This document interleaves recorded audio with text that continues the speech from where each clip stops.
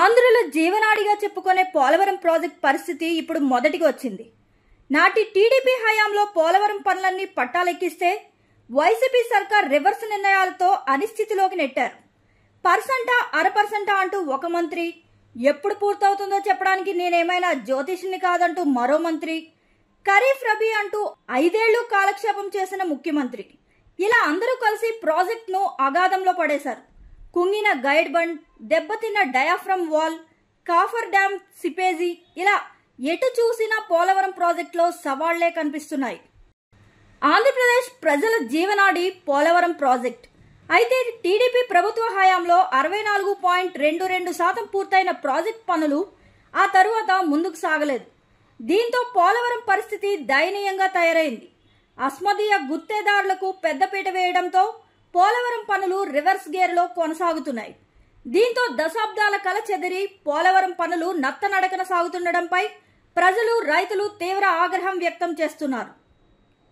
5 ఏళ్లు గడువులు పెంచుకుంటూ పోయిన జగన్ చివరకు పోలవరం ప్రాజెక్టుపై చేతులెత్తేశారు. ఆయన చెప్పిన తాజా గడువు 2025 ఖరీఫ్.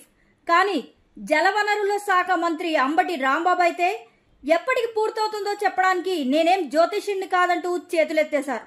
అటు కేంద్రం కూడా మండిపడింది.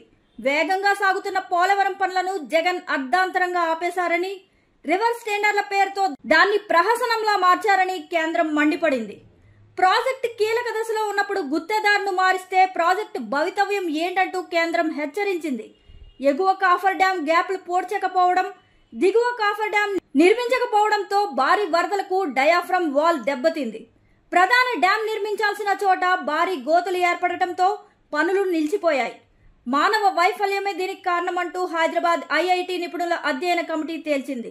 సకాలంలో ఎగువ కాఫర్ డ్యాంలో గ్యాప్లను పూడ్చలేని అసమర్థతే ప్రాజెక్ట్ దెబ్బతినడానికి కారణమని తేల్చింది. మరోవైపు జగన్ ప్రభుత్వ హయాంలో నిర్మించిన గైడ్ బండ్ సైతం కుంగిపోయింది. నాణ్యత లేని నిర్మాణం, ఆకృతులకు తగినట్లుగా నిర్మించకపోవడమే కారణమని కేంద్ర అధ్యయన కమిటీ తేల్చి చెప్పింది. అదే తరహాలో చేపట్టిన గ్యాప్ 1 ప్రధాన డ్యాం నిర్మాణ నాణ్యతపైన అనుమానాలు వ్యక్తం చేసింది. ఎగువ, దిగువ కాఫర్ డ్యాంల గ్యాప్లు సక్రమంగా నిర్మించి ఉండుంటే ప్రధాన డ్యాం వైపు వరద నీరు వచ్చి ఉండేది కాదు. వాటి సిపేజీ అంచనాలకు మించడంతో ప్రధాన డ్యాం ప్రాంతమంతా నీటితో నిండిపోయింది. సీపేజ్ పై తాము ముందే హెచ్చరించినా రాష్ట్రం పట్టించుకోలేదని కేంద్ర నిపుణులు తప్పుబట్టారు. 2019లో ప్రభుత్వం మారింది. 2019 జూన్ 20న పోలవరం ప్రాజెక్టును సీఎం హోదాలో జగన్ తొలిసారి సందర్శించారు. ప్రాజెక్ట్ పనులు ఎప్పటికి పూర్తి చేస్తారో 1కి 2 సార్లు లెక్కలు వేసుకొని పక్కాగా చెప్పాలని అధికారులను జగన్ అడిగారు. అధికారులంతా కలిసి 2020 డిసెంబర్ నాటికి పూర్తి చేస్తామని అన్నారు. అయినా ఈ 5 ఏళ్లలో ప్రాజెక్టును పూర్తి చేయలేకపోయారు.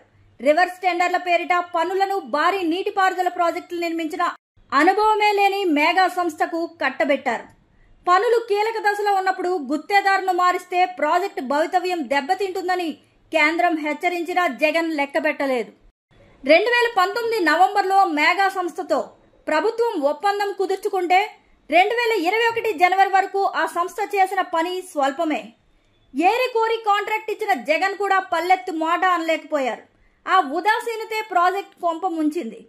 ఎగువ కాఫర్ డ్యాం గ్యాప్లు కూడా పూడ్చకుండా చోద్యం చూశారు అందరూ.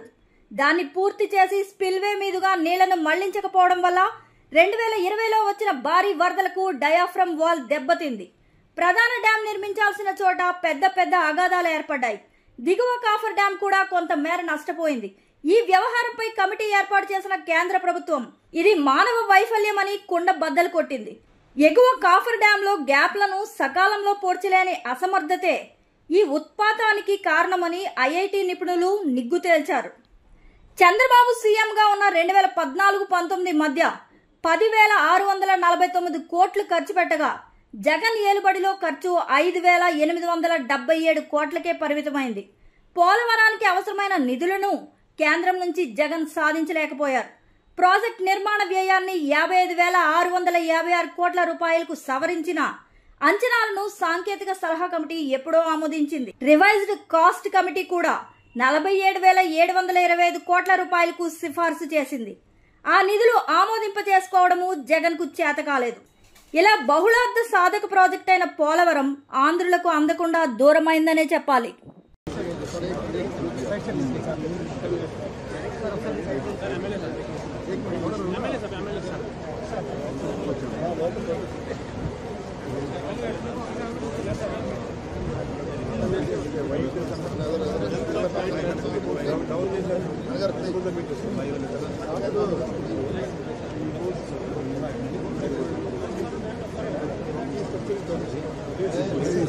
मॉडल स्टेशन का सही स्टेशन